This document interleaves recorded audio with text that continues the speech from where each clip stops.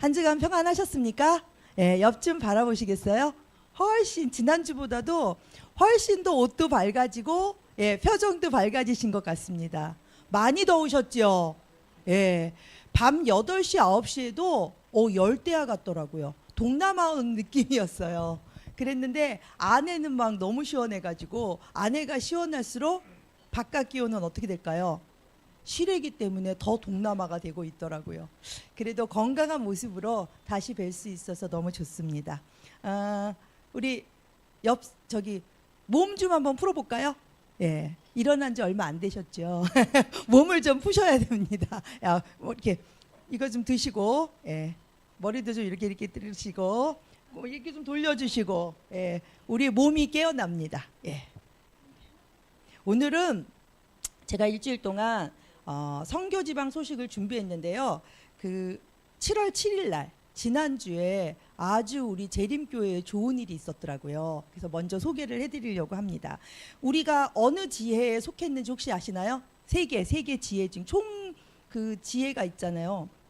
예, 부가테 지혜에 저희가 속합니다. 그랬는데 신임 부가테 지혜장으로 영적 지도자로 강순기 목사님이 선출되셨어요. 강순기 목사님 아시죠? 지금 연합회 회장님이십니다. 예, 그래서 선출이 되셨는데 그래서 제가 쭉 한번 살펴봤어요. 부가테지에는 그러면 어느 나라가 있지? 혹시 아시나요? 예, 예.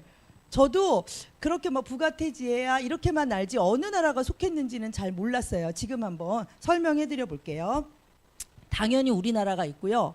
우리 장로님 말씀하신 것처럼 일본, 대만, 몽골, 북한이 있더라고요.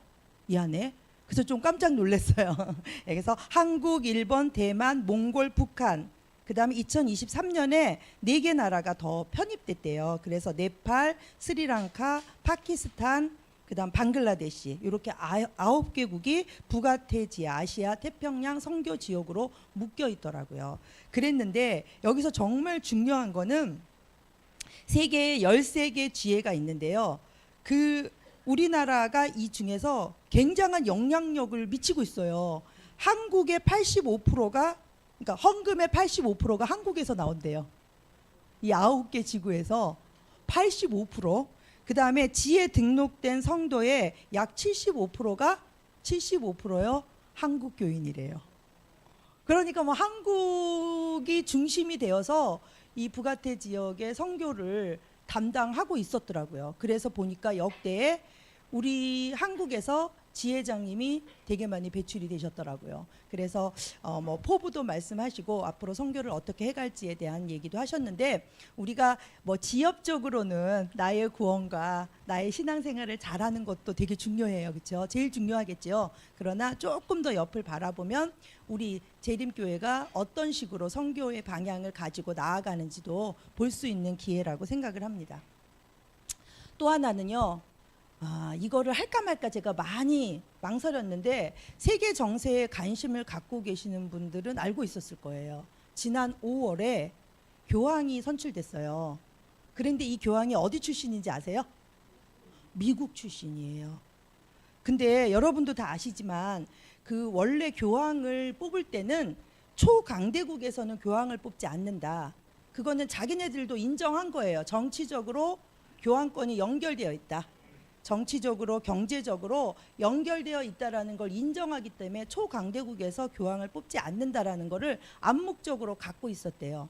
그런데 역대 최초로 미국인 교황이 탄생을 한 거예요. 이분은 20살 대학교까지는 시카고에서 공부를 하셨대요.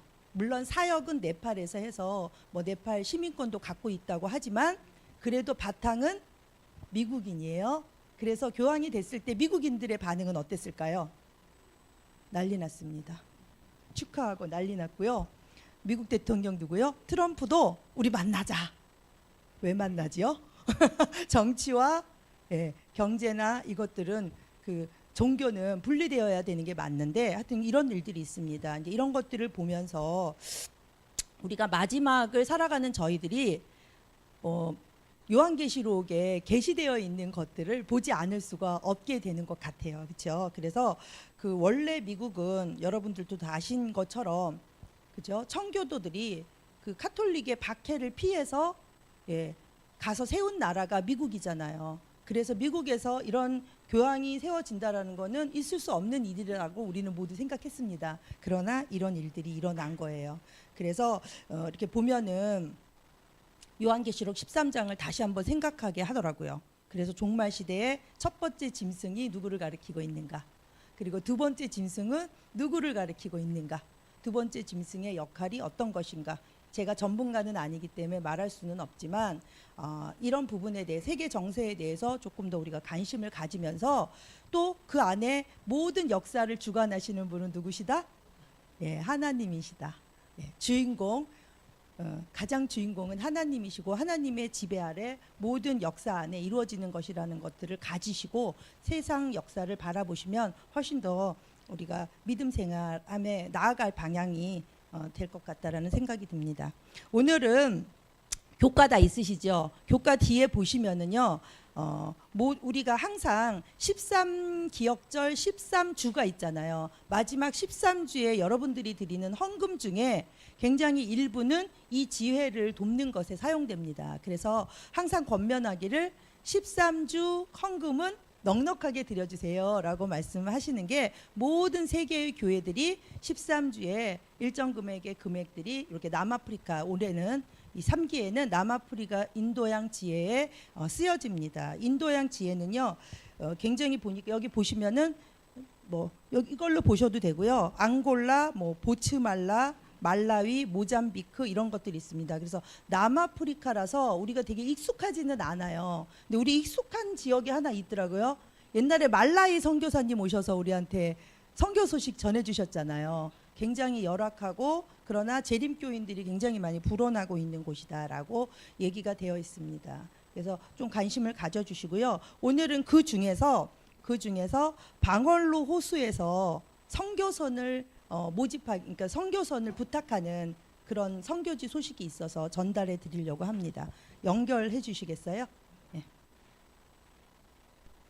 이 남아프리카 인도양 지혜는 56명당 1명이 재림교인이래요.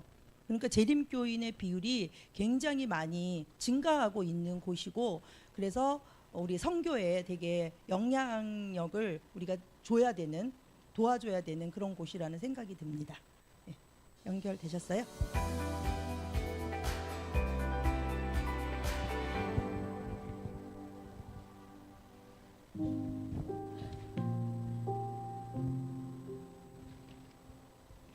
잠비아의 방웰루 호수는 미국 코네티컷주와 비슷한 크기의 광활한 호수입니다. 방웰루의 여러 섬에 흩어져 사는 수천 명의 주민들은 오직 백기를 통해 다른 지역과의 연결을 유지하고 있습니다. 재림교회 목회자인 에마누엘 무에라 또한 흩어져 있는 18개 교회의 교인들을 방문하기 위해 배를 타고 이동합니다. 에마누엘은 이 지역에서 예배를 드리는 1300명의 재림교인을 격려하기 위해 이 물길을 수없이 오갔지만 그중 한 여정은 그의 마음에 깊이 새겨져 있습니다. 바로 호수에서 입상한 14명의 교인의 장례식에 참석한 가슴 아픈 날입니다. 그날 이런 생각을 했지요. 오늘 죽은 이들이 있고 내일도 사람들이 죽을지 모른다. 오 하나님, 생명을 위해 물을 창조하신 주님, 주님의 영광을 위해 창조하신 물이 아닙니까? 그런데 그 물이 이 젊은이들의 생명을 삼켰습니다. 이 비극은 42명의 재림교인들이 배를 빌려 타고 이웃섬으로 선교 활동을 하러 가던 중 발생했습니다. 갑작스러운 파도로 배가 전복됐고 28명이 구조되었지만 2살짜리 아기를 포함한 14명이 목숨을 잃었습니다. 이 사고로 잠비아는 큰 충격에 빠졌고 호수에서의 선박 운행의 안전성과 접근성에 대한 우려가 제기되었습니다. 나라에서 운영하는 선박 서비스는 일주일에 한 번 정기 운행을 하기 때문에 그 외의 시간에는 종종 안전하지 않은 조건에서 배를 빌려 타야 하지만 대부분의 사람들은 생계를 위해 물을 건널 수밖에 없습니다. 이 지역에서는 특히 호수 반대편으로 건너가는 것이 매우 큰 도전입니다. 이전에 그 물길에서 목숨을 잃은 사람들이 있었다는 것을 알고도 그 길을 가야 하고 또다시 그 길을 돌아와야 하지요. 장례식에 참석한 정부 관계자는 이러한 비극을 예방하기 위해 도와달라고 교회에 요청했습니다. 교회는 지역사회를 위해 안전하고 신뢰할 수 있는 선박 서비스를 제공하기로 약속했습니다. 더 큰 배가 있으면 이 호수를 건너기가 훨씬 쉬워질 것입니다. 그 선교사는 복음 전파와 치유의 수단이 될 것이며 교제와 격려의 공간이 될 것입니다. 선교사를 타는 수많은 사람들이 예수님을 만나게 되리라 믿습니다. 새로운 선교사는 최대 60명의 승객을 태울 수 있는 안전하고 저렴한 이동 수단이 될 것입니다. 이 선교사는 사람들을 태우고 방웰루의 여러 섬들을 오가며 또 본토와 섬을 잇는 중요한 연결고리로 작용할 것입니다. 또한 단순히 운송 수단을 넘어 선교적 역할을 감당하기 위해 재림교회의 설교와 찬양을 방영하는 TV 화면도 선내 설치될 것입니다. 하나님께서 함께 하신다면 이 비전은 현실이 될 것입니다. 선교사는 복음을 전파하고 생명을 구하며 방웰루 호수 주민들의 비극을 축복으로 바꾸는 데 기여할 것입니다. 여러분의 헌금은 이 선박을 지원하고 남아프리카 지역의 선교 사역을 후원하는 데 사용될 것입니다. 함께라면 변화를 만들 수 있습니다. 후한 헌금을 계획해 주셔서 감사합니다.